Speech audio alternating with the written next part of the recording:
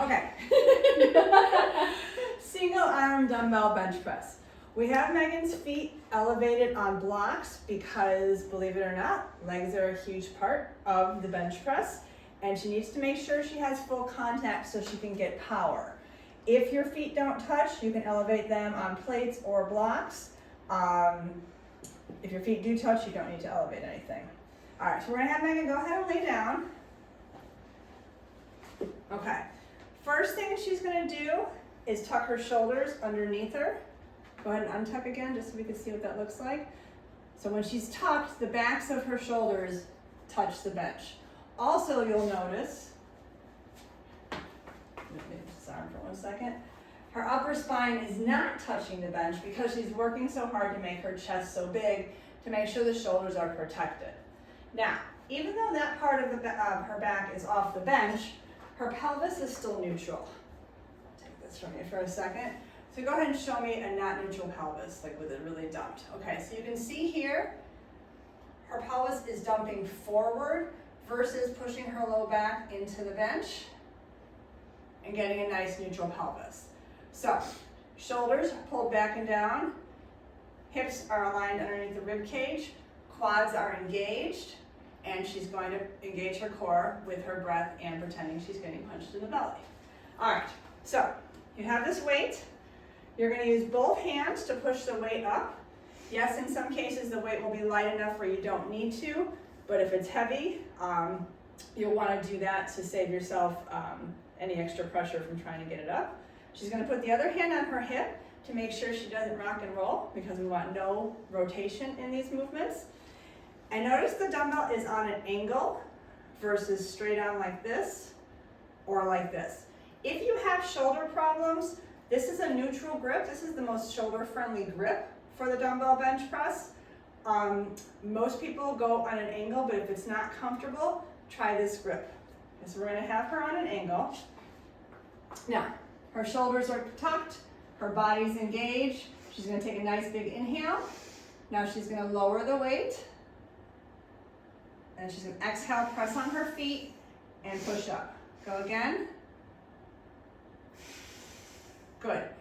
Megan's range of motion is when her elbow can't go down anymore without turning in. We want to make sure that the wrist stays above the elbow versus like this or like that. And we'll get you a visual on that in just a minute. And exhale. Okay, now I'm going to take the weight from her and we're going to show you some things that can happen during your bench press. Most common thing that happens during a bench press is losing tension. So let's go ahead and tuck, get the body ready.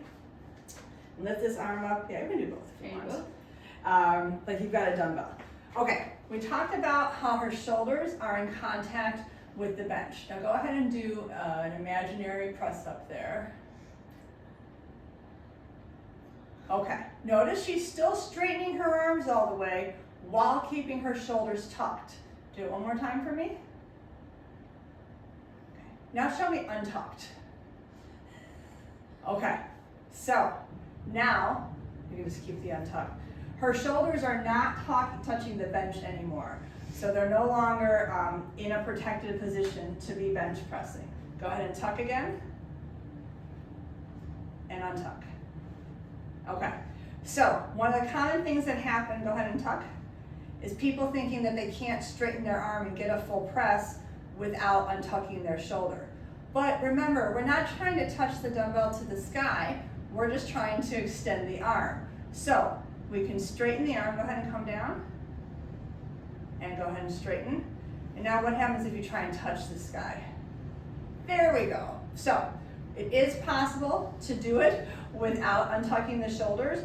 If you do feel like your shoulders are untucking, when you're at the top stage, you can wiggle and get them back under, or you can put the weights down and reset. Now we're going to ask the camera to come behind the head here. We're actually going to go with a real little weight. And we're going to talk about elbow and wrist alignment. So Megan, we're going to give you this massive weight right here. Okay.